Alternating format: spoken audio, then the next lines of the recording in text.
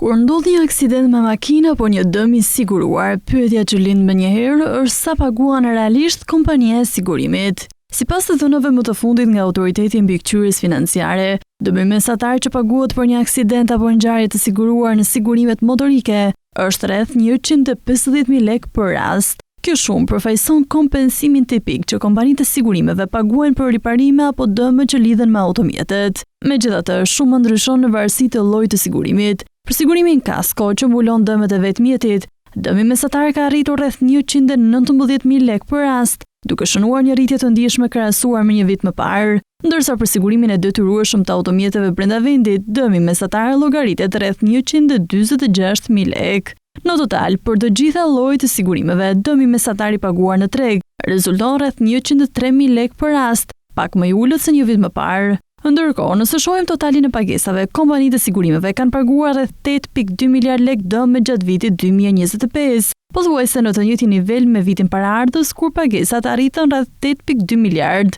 Pra bëhet fjalë për një rritje shumë të lehtë prej 0.8%. Pjesa më e madhe e këtyre dëmshpërblimeve vjen nga sigurimet e jo-jetës që përbëjnë mbi 96% të totalit, ndërsa sigurimet e jetës zënë vetëm një pjesë të vogël të tregut. Sigurimi motorik mbetet segmenti kryesor i dëmshpërblimeve për shkak të numrit të lartë të automjeteve dhe aksidenteve në qarkullim. Pagesat e dëmeve nga kompanitë e sigurimit janë rritur ndjeshëm gjatë viteve të fundit, nga rreth 3.6 miliard lekë në vitin 2015, ato janë më shumë se dyfishuar, duke arritur mbi 8 miliard lekë në vitin 2025. Kjo tregon se roli i sigurimeve në mbrojtjen financiare të qytetarëve dhe bizneseve po bëhet gjithnjë më i rëndësishëm në ekonomi.